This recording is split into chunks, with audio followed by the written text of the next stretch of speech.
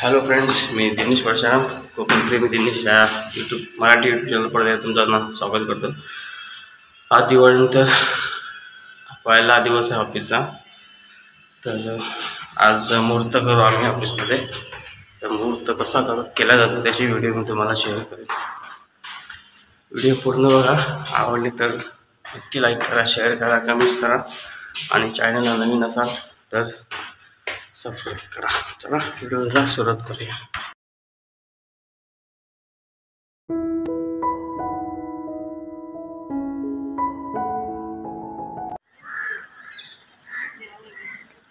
हे बघा, आम्ही इथून पटरीतून चालत जातो.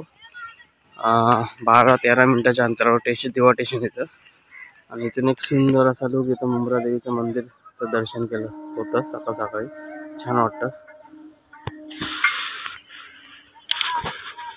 तिकडून असं फिरून जाण्यापेक्षा रिक्षाला 15-20 रुपये घालवण्यापेक्षा हा शॉर्टकट आहे आम्हाला. फक्त एवढंच, ज्यांना माहिती आहे त्यानेच इकडे या, कारण कधी कधी दोन्ही पटरीवरती ट्रेन येतात, त्यामुळे थोडं सांभाळून.